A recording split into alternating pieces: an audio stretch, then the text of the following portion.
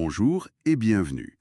Aujourd'hui, on plonge dans la nutrition de l'olivier. On a sous la main un guide assez pointu de l'APNI, l'Institut africain de la nutrition des plantes, et puis aussi des infos d'Artal, Giza, Unifa. Bonjour. L'idée, c'est de voir ce qui est essentiel pour l'olivier, comment il nous montre quand quelque chose manque, et pourquoi un bon diagnostic, c'est la clé avant de fertiliser. On y va? On y va. Oui, c'est un sujet fondamental. La nutrition, c'est vraiment une question d'équilibre, très subtile même. Tous les documents le soulignent. Mhm.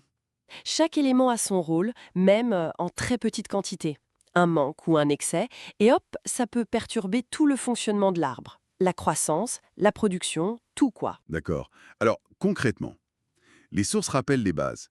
Les macroéléments, N, P, K, azote, phosphore, potassium, et puis les secondaires, calcium, magnésium, soufre, et les oligoéléments, fer, bore, etc. C'est ça. Prenons l'azote, le N. L'APNI dit que c'est pas juste pour la vigueur, ça joue même sur la qualité de l'huile. C'est assez direct comme lien. Ah oui, tout à fait. Et chacun a sa spécificité. Le potassium, le cas, c'est fascinant. L'apnée explique bien son rôle dans la gestion de l'eau. Il contrôle l'ouverture des stomates, ces petits pores sur les feuilles. Ah oui, Oui, du coup, ça régule la transpiration et ça aide aussi l'arbre à mieux résister au gel. C'est pas mal, hein. pas mal du tout. Et les autres, le magnésium. Alors, le magnésium Mg, Giza le rappelle, il est au cœur de la molécule de chlorophylle. Donc, indispensable pour la photosynthèse, l'énergie de l'arbre. Logique. Et le bore, le B, lui est critique pour la floraison et la nouaison, la transformation de la fleur en fruit. Un point clé chez l'olivier que l'APNI et Artal mettent en avant. C'est fou comme tout est lié. Mais alors, la question c'est, comment on sait s'il manque quelque chose? L'arbre, il nous parle, il nous fait des signes. Ben oui, en quelque sorte. Il envoie des signaux visuels. Et l'astuce, c'est ce que plusieurs sources comme l'APNI, Giza, Unifa expliquent. Il faut regarder où les symptômes apparaissent. Où? C'est-à-dire? Sur les vieilles feuilles, celles du bas, ou plutôt sur les jeunes pousses tout en haut. Ça nous donne une piste sur la mobilité de l'élément dans la plante. La mobilité. Expliquez-nous un peu ça. Alors, imaginez les nutriments mobiles, comme le potassium K ou le magnésium Mg. Si l'arbre en manque pour ses nouvelles feuilles, il peut aller puiser dans les réserves des feuilles plus anciennes. Ah, d'accord. Du coup, les symptômes genre les bords de feuilles qui grillent pour le K ou un jaunissement entre les nervures pour le Mg, ils apparaissent d'abord sur ces vieilles feuilles. Je vois. Et les non-mobiles? À l'inverse, le calcium Ca, le fer Fe ou le bore B, ils sont peu mobiles. Une fois qu'ils sont dans une feuille, ils y restent. Donc s'il y a un manque, ça se verra d'abord sur les parties en pleine croissance, les jeunes feuilles, les bourgeons. D'accord, c'est clair. Donc par exemple, des jeunes feuilles toutes jaunes, ça pourrait être le fer. Artal en parle, je crois. Exactement, une chlorosphérique typique.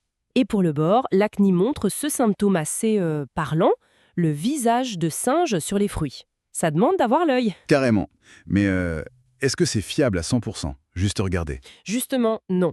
C'est là qu'il faut être prudent. Unifa le souligne bien. Ces signes visuels, c'est précieux, mais ça peut arriver tard. La carence est peut-être déjà installée depuis un moment. Et parfois, les symptômes peuvent se ressembler. Ok.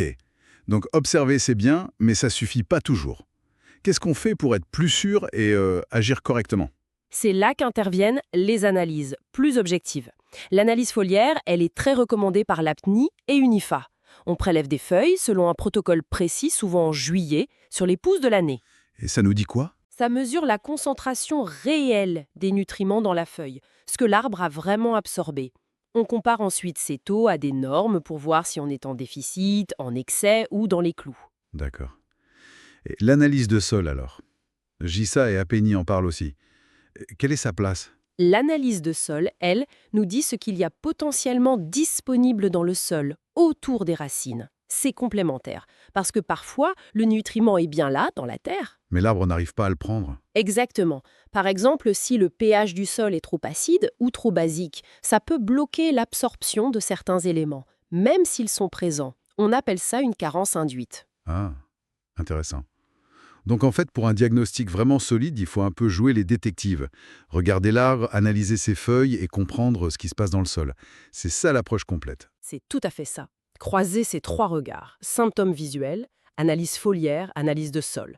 Ça permet de cerner la vraie cause du problème, manque réel ou blocage, et de décider de la meilleure correction. Et d'éviter de mettre de l'engrais pour rien ou le mauvais engrais. Voilà, c'est ce que la PNI appelle la fertilisation raisonnée. Apporter le bon nutriment au bon moment, à la bonne dose, sous la bonne forme. Ni trop, ni trop peu. Bon, c'est beaucoup plus clair. Pour résumer un peu cette exploration, chaque nutriment est essentiel pour l'olivier, c'est un équilibre. Apprendre à lire les signes sur l'arbre, surtout où ils apparaissent, c'est déjà une bonne base. Oui, Mais pour aller plus loin et faire les choses bien, durablement, il faut combiner ça avec des analyses foliaires et de sol. l'objectif final, c'est vraiment de maintenir cet équilibre complexe. C'est ça qui garantit la productivité, mais aussi la résilience de l'arbre face au stress. Toutes les sources insistent sur cette approche rigoureuse et, si possible, préventive. Et ça m'amène à une dernière réflexion. Avec les changements climatiques qui impactent les sols, l'eau, comment tout ça va influencer la disponibilité de ces nutriments? Est-ce que maintenir cet équilibre chez l'olivier ne va pas devenir un défi encore plus grand demain? C'est une excellente question, oui. Une piste à creuser pour une prochaine fois peut-être. Merci beaucoup de nous avoir accompagnés dans cette analyse. Merci à vous.